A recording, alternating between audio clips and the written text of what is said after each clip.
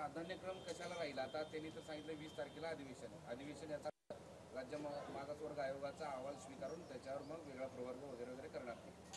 तुमचा आग्रह कशासाठी राहील? आणि आत्ता कुठल्या मुद्द्यावर तुम्ही कालपर्यंत कुठलाही उपचार घ्यायला तयार नव्हते, पाणी प्यायला तयार नव्हते, कुठल्या मुद्द्यावर तुम्ही औषध उपचार घेतलं किंवा पाणी घेतलं ते आम्हाला? ते समाज ऐकायला तयार नव्हता. काय झालं, आमचं दोघांचं एकमेकाचं एवढं अतूट नातं झालं आता समाजाचं आणि माझं. आम्ही एकमेकाला किती बोलतो खवळतो, पण आम्ही लांब जात नाही.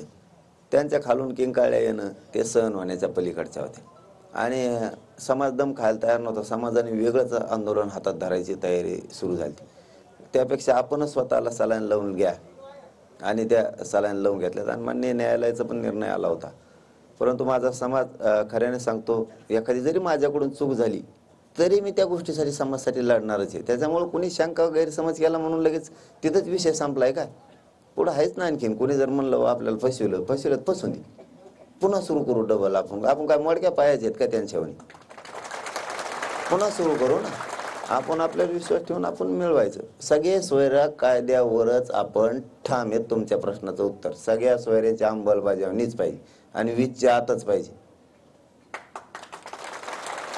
कारण आंदोलनाची दिशा समाज बदलणार आहे, त्याला मी काय करू शकत नाही.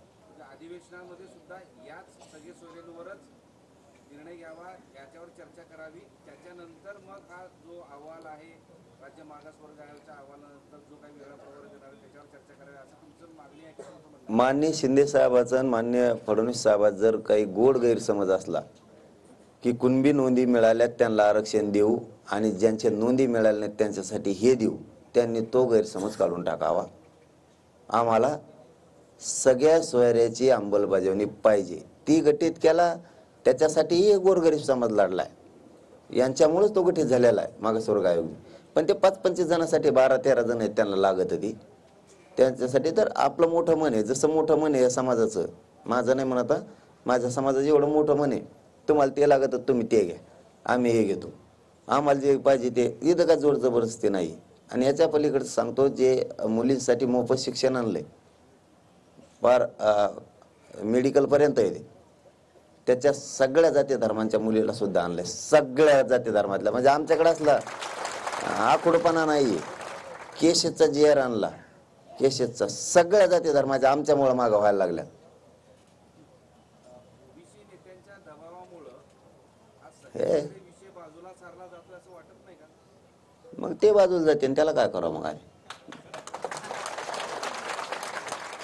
आणि तेव तर ज्या पक्षात आहे ना, तेव त्याच्या पक्षातल्या लोकांचे त्याच्यामुळे सुद्धा हाल होणार आहेत विनाकारण. हा, कारण मराठ्याने सगळा आता स्टँडच बदलेला आहे परवापासून. मला सलाईनच घ्यावं लागली भाऊ, मी शपथ सांगतो. एवढा जीव झाला ना त्यांना, काही नको आहे आता. माणसं पाहिजेत फक्त एकमेकाची. आणि पुढं काय करायचं दोष ते आता म्हणजे ते आता समजून घ्यावं त्यांनी. त्यांना असं मराठा म्हणजे काय हे जर त्यांना थोडंफार माहीत असेल तर त्यांनी बदल करावा.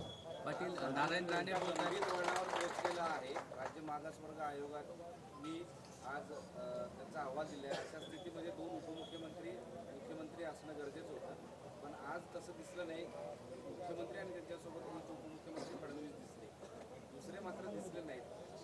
त्यांच्यातला आपल्याला नाही मसाळा कळत. रेल्वे लागली नसेल त्यांना या जाय. तुमचा राग वगैरे आहे का? मग राग धरून मग काय करणार आहे ती?